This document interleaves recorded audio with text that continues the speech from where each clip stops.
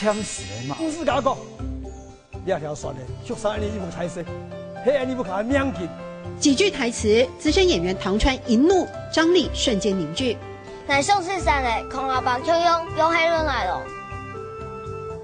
行船破坏迄道辛苦的事情，你要种条路啊，把来做去做的，成功诠释讨海为生的客家单亲爸爸。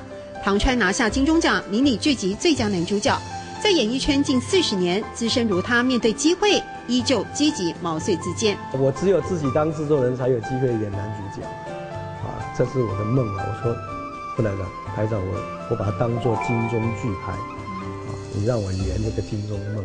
逐梦不能服老，一场潜水救船的戏，让后生晚辈见识到硬底子的拼劲。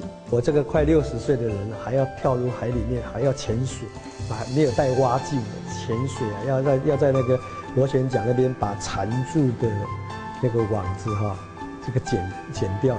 热爱戏剧，始终有着澎湃热情。民国62年加入中视训练班，从临时演员做起，刊物至今还完整珍贵地保存着。细火慢熬的累积，唐川设定下一步往大荧幕迈进。老师，你觉得你在一路上表演养分来自于？这个当然是一路走来的人生经验啦。简单的说，擘开困难都是赌沟。海陆腔的话就是擘开困难都是赌沟。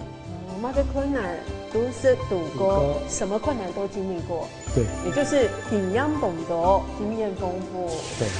唐川老师在拿到金钟影帝之后，谦称要以年轻的心态继续打拼，而另一方面也不忘以自己丰富的经历继续提携后进。擘开困难都是赌沟，品样懂得；擘开困难都是赌沟，